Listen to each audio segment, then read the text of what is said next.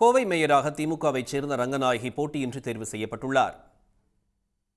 கோவை மாநகராட்சி மேயராக இருந்த கல்பனா தனிப்பட்ட காரணங்களுக்காக பதவியை ராஜினாமா செய்தார்.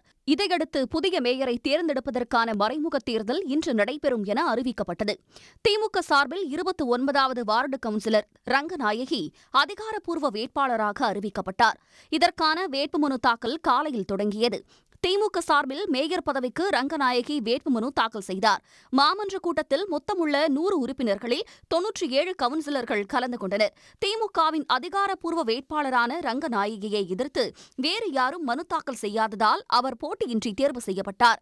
வெற்றி பெற்றதற்கான சான்றிதழை மாநகராட்சி ஆணையர் சிவகுரு பிரபாகரனிடம் இருந்து ரங்கநாயகி பெற்றுக் கொண்டதுடன் புதிய மேயராக உறுதிமொழி ஏற்றார். அவரை அமைச்சர்கள் KN நேரு, சு. முத்துசாமி ஆகியோர் மேயர் இருக்கையில் அமர வைத்து செங்கோலை வழங்கினர். மேயராக தேர்ந்தெடுக்கப்பட்டுள்ள திருமதி கே. ரங்கநாயகி என்னும் நான் சட்டமுறைப்படி நிறுவப்பெற்றுள்ள இந்திய அரசியல் அமைப்பில் உண்மையான நம்பிக்கையும் பற்றுறுதியும் கொண்டிருப்பேன் என்றும் கடவுளறிய உளமாற உறுதி கூறுகிறேன்.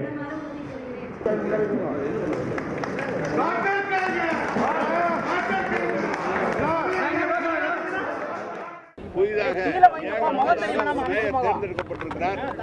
அவருக்கு எங்களுடைய வாழ்த்துக்களை தெரிவித்துக் கொள்கிறேன். குறிப்பாக மாநகரமன்ற உறுப்பினர் அவர்களுக்கு அனைவருக்கும் என்னுடைய வாழ்த்துக்களை நன்றியை தெரிவித்துக் கொள்கிறேன்.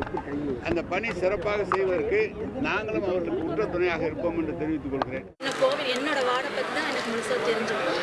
நான் இனி ஒவ்வொன்றா எல்லாரோடையும் நான் கலந்து ஆலோசித்து எது அவசியம் எது அவசரம் இதெல்லாம் எல்லாரோடைய சொல்லுக்கும் நான் செயல்படுவேன். தேவைகள் என்னென்ன கேட்டறிஞ்சு இதன் மூலம் கோவை மாநகராட்சியின் 7வது மேயராகவும் 2வது பெண் மேயராக ரங்கநாயகி தேர்ந்தெடுக்கப்பட்டுள்ளார். புதிய மேயராக தேர்வு செய்யப்பட்டிருக்கும் ரங்கநாயகிக்கு சக கவுன்சிலர்கள், மாநகராட்சி ஊழியர்கள் உள்ளிட்டோர் வாழ்த்து தெரிவித்தனர். சன் நியூஸ் வாட்ஸ்அப் சேனலை ஃபாலோ செய்யுங்கள்.